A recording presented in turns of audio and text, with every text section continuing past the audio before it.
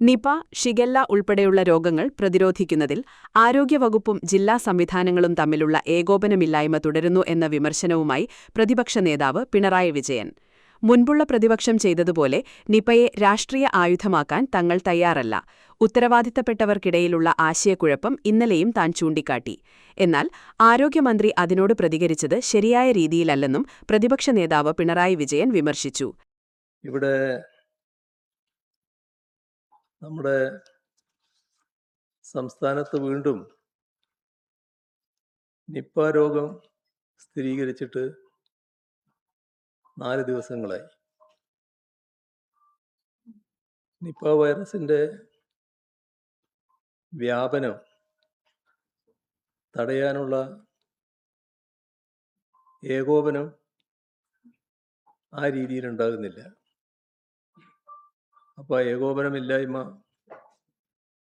ഇപ്പോഴും തുടരുന്ന അവസ്ഥയാണുള്ളത്. ഇത് ഇന്നലെ കോഴിക്കോട് വെച്ച് മാധ്യമപ്രവർത്തകർ കണ്ടപ്പോൾ ഞാൻ സംസാരിച്ചിരുന്നു.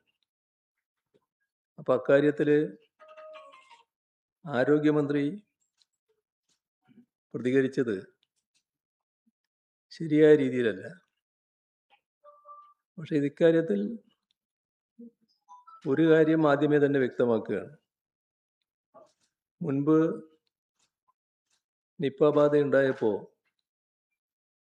അന്നത്തെ പ്രതിപക്ഷം ചെയ്തതുപോലെ നിപ്പയെ ഒരു രാഷ്ട്രീയ ആയുധമാക്കാൻ ഞങ്ങളേതായാലും തയ്യാറല്ല. എല്ലാ സഹകരണവും ഇതിനെ പ്രതിരോധിക്കുന്ന കാര്യത്തിൽ ഞങ്ങളുടെ ഭാഗത്തുനിന്നുണ്ടാകും.